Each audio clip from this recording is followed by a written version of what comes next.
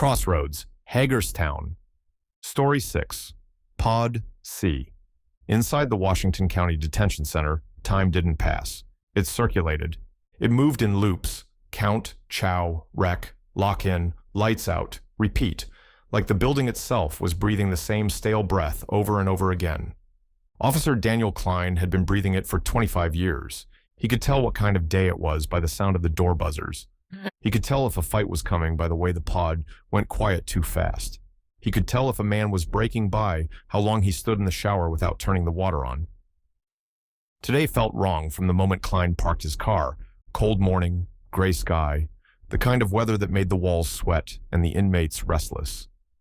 Klein walked through the employee entrance, nodded at the metal detector guard, clipped his radio to his belt, and did what he always did. He became the job. The job didn't ask how you felt. The job didn't ask what you'd seen. The job asked if you could keep order when everything inside the building wanted to unravel. Pod C sat on the second tier, a tight block of cells with a common area in the center. Concrete, steel, old paint. The TVs bolted behind thick plastic. The tables scarred with names carved in the boredom of men who didn't know what to do with their hands. Pod C wasn't the worst pod in the building, but it was the one Klein trusted the least, because Pod C had variety. First-timers mixed with repeat offenders. Young men mixed with older ones who had prison in their eyes. People who still believed in innocence mixed with people who believed in nothing. That mix created chemistry. Chemistry created explosions. Klein stepped into the pod for morning count. The smell hit him first. Sweat, disinfectant, instant ramen, and something sour that lived in the cracks. "Inmates to your doors," Klein called, voice practiced, flat. They moved, slow and annoyed, some laughing, some cursing. Klein counted faces. He always counted faces, face after face, like a man trying to prove that numbers could keep chaos contained. Then he reached cell 23. The door window showed a young man standing inside, eyes wide, hands clenched. Marcus Mookie Walker, 18 years old. Book charge, possession with intent, plus resisting. First time in jail. Mookie looked like somebody had dropped him into a nightmare and told him it was real life now. Klein paused, meeting the boy's eyes through the glass. Mookie swallowed hard. Klein didn't soften. Softness got you hurt in places like this. He finished count, keyed the radio. "Pod C count clear," he said. The day began. Mookie had been in Pod C for 3 days, and 3 days was long enough for the pod to decide what you were. In jail, you didn't get to introduce yourself. They watched you, they listened, they tested. Mookie's first day, a man named Rico tried to take his tray at chow. Mookie hesitated, confused, then handed it over because hunger was better than blood. That decision marked him. A second day, someone bumped him in the shower line. Mookie apologized even though he hadn't done anything wrong. That decision marked him too. By the third day, Mookie had a nickname he didn't choose, Baby. Rico loved calling him that. Rico was 32, a lean man with tattoos crawling up his neck, and a laugh that sounded like a blade scraping stone. He'd been in and out of this facility enough times that the officers knew his habits, and the inmates knew his rules. Rico stood in the pod's common area near the TV as if it was his throne. 2 younger guys sat close to him, laughing at everything he said. Protection or decoration. Depends who you asked. Mookie sat at a table by himself, staring at a Bible someone had left behind. He wasn't reading. He was holding it like it could keep him safe. Rico saw him. Rico always saw him. "You praying, baby?" Rico called out, voice loud enough for the pod to hear. Mookie didn't respond. Rico smiled wider. "I asked you a question," Rico said, stepping closer. Klein watched from the officer's station behind the glass. His posture didn't change, but his eyes sharpened. He'd seen this set up 1,000 times. It always started with a joke. Then it became a lesson. Then it became a problem. Mookie's hands tightened around the Bible.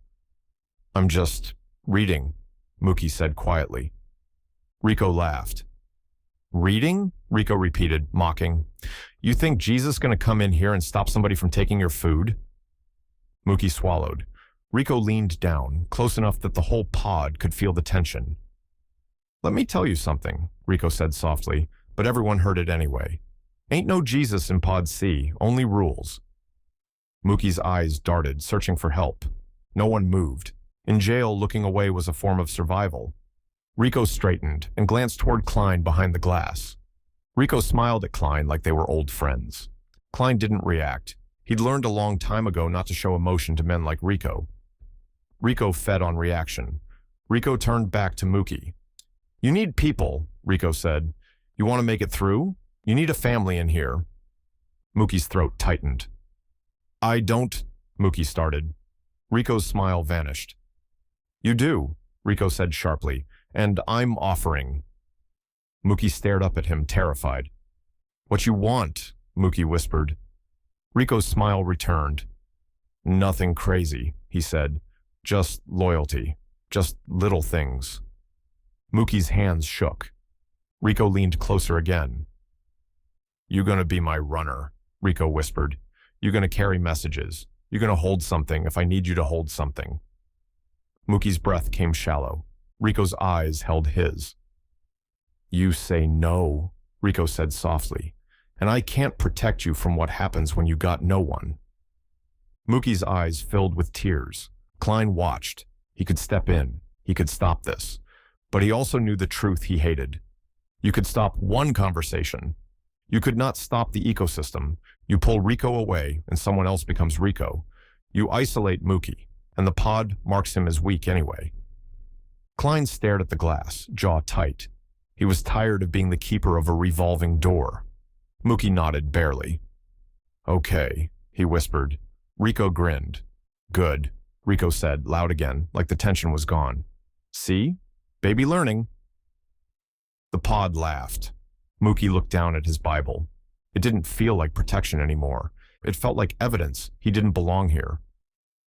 Later that day, Klein walked the tier during rec time. Inmates milled around, lifted weights, played cards, watched the TV. The pod buzzed with that restless energy. Too many bodies, too little space. Klein stopped near cell 23's door as Mookie walked past, head down. "Mookie," Klein called. Mookie froze like he was expecting punishment. He turned slowly. "Yes, sir," Mookie said, voice tight. Klein hated the "sir," not because he didn't deserve respect, because it sounded like fear. Klein looked at the kid. "You eating?" Klein asked. Mookie blinked, confused. "Yeah," he lied too fast. Klein stared at him. Mookie's eyes darted toward Rico. Rico was watching from across the pod, smiling faintly. Klein's jaw tightened. He lowered his voice. "You got any problems in here?" Klein asked. Mookie swallowed. His eyes flicked again toward Rico. Klein saw it. Klein understood. "No," Mookie said quietly. "I'm good." Klein stared at the kid. Klein wanted to tell him the truth, that good in here didn't mean safe. It just meant not bleeding today. But Klein had learned long ago that inmates didn't always want the truth from officers. Sometimes the truth made you a target. Klein nodded once. "Keep your head on straight," Klein said. Mookie nodded, eyes down.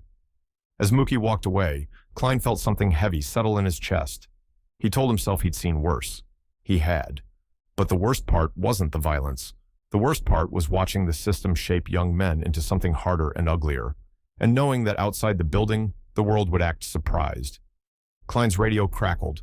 "Pod C, Klein, report to Sergeant's office." Klein sighed. "Copy," he said. He walked out, leaving Pod C behind glass, leaving the boy behind, leaving Rico behind, leaving the pod to do what pods do.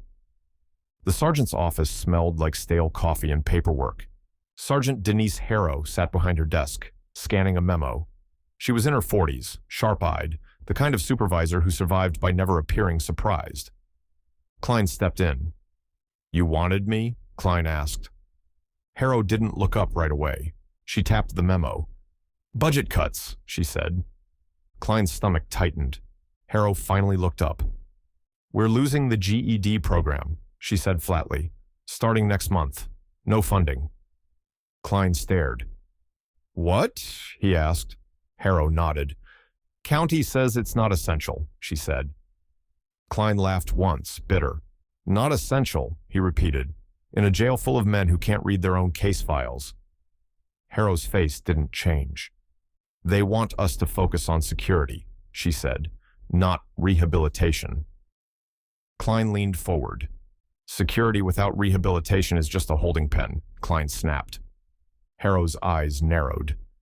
You think I don't know that? She asked. I'm just telling you what's coming. Klein stared at the memo, anger rising. That program kept some of them busy, Klein said, kept them from joining gangs in here, kept them from being wolves. Harrow sighed. Take it up with the county, she said. Klein clenched his jaw. He knew what take it up with the county meant. It meant nothing would change. It meant decisions got made far from the smell of Pod C. Klein stepped back. Anything else? He asked, voice flat again. Harrow hesitated. Then she said, We got an informant request. Klein froze. What? He asked. Harrow slid another paper across the desk. Hagerstown PD wants us to flag a release, she said. They want eyes on him. Klein looked down at the name, Reginald Cole. Klein's jaw tightened. He recognized the name. He'd watched Reggie Cole come through this facility years ago. He'd watched him age in fast time. He'd watched him come in cocky and leave quieter. Hale's involved, Harrow added. Klein exhaled. Of course he is, Klein muttered. Harrow leaned back. You know Cole, she asked. Klein shrugged. I know his type, Klein said. Not the worst, not the best, just caught. Harrow's eyes stayed on him. He's getting out soon, she said. We need to make sure nothing happens in-house before release. Klein nodded slowly, because nothing happens was the hardest thing to guarantee. That night, Pod C simmered. The tension was subtle at first. A wrong glance, a chair scraped too hard, a laugh that sounded like disrespect. Then it broke. It happened near the phones. Rico was on the phone, yelling into the receiver, face tight with anger. His voice bounced off the walls. Mookie stood nearby, hovering like Rico's shadow. A bigger inmate, Leonard Big Len Carter, walked past and bumped Rico's shoulder. It was accidental, or maybe it wasn't. Rico whipped around. What you doing? Rico snapped. Big Len turned slowly. His eyes were dead calm. I'm walking, Big Len said. Rico stepped closer, puffing up. You bump me like that again, I'll... Big Len smiled slightly. You'll what? Big Len asked. The pod went quiet. That kind of quiet. Klein's spine stiffened behind the glass. He reached for his radio instinctively. Rico's crew shifted behind him. Big Len's crew shifted too. Lines being drawn. Klein knew the pattern. He hit the radio. Pod C escalating, Klein said calmly. Stand by for response. Harrow's voice came back sharp. Copy, she said. Hold if you can. Hold if you can. That phrase was a joke sometimes. Rico's jaw tightened. He looked Big Len up and down, searching for weakness. Big Len didn't offer any. Rico suddenly shoved Big Len. Big Len didn't stumble. He swung. The punch hit Rico's cheek with a dull crack. The pod exploded. Men moved fast, shouting, fists flying. Mookie froze for half a second. Then Rico grabbed him by the collar. Baby, Rico shouted, get in!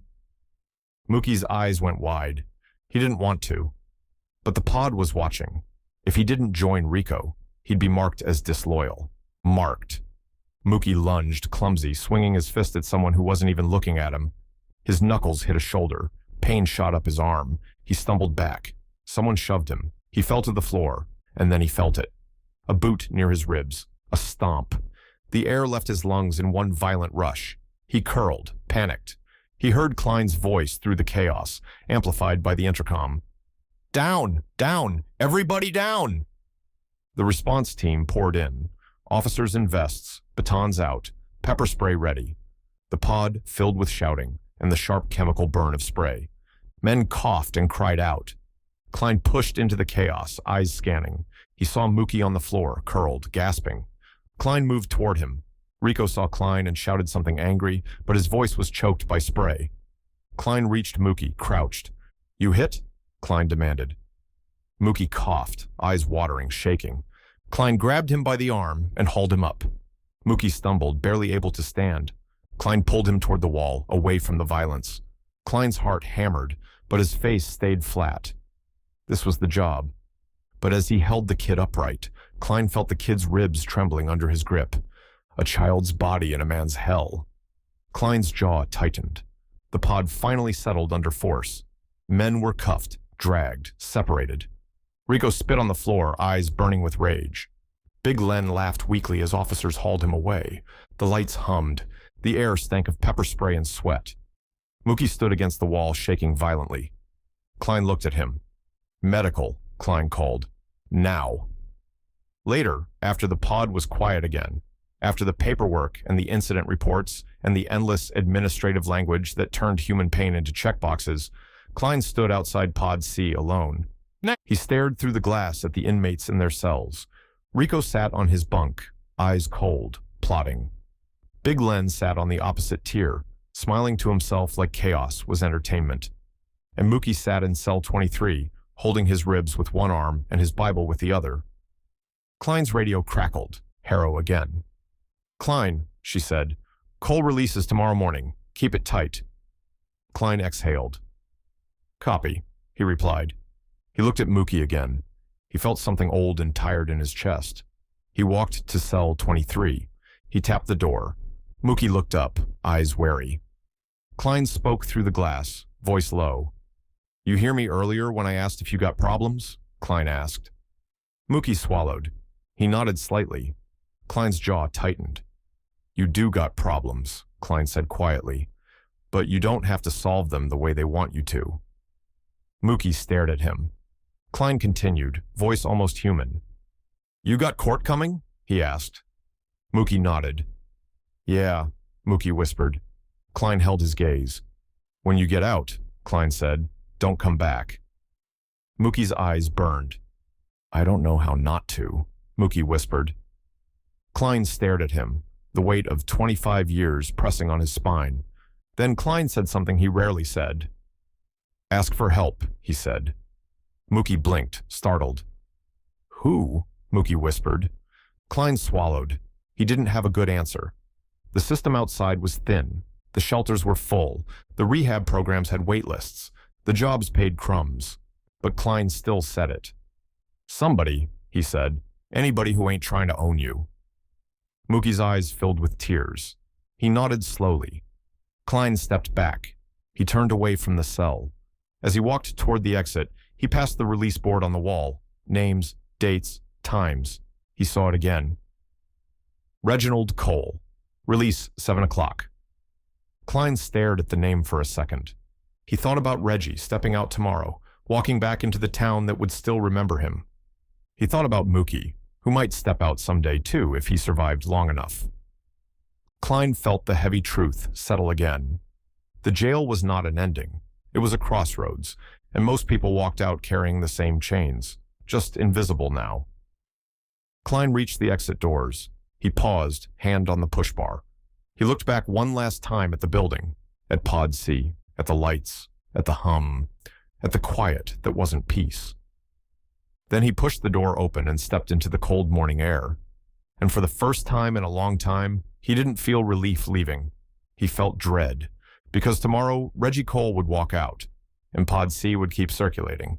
And somewhere, a new kid like Mookie would be brought in and forced to learn the rules. Klein stood outside, breathing an air that tasted free. He whispered, low enough for only himself to hear, "Same damn story." And behind him, the detention center stayed standing, like it was waiting, like it was never going to stop. This concludes Story 6. If you enjoyed the story, please don't forget to like and subscribe.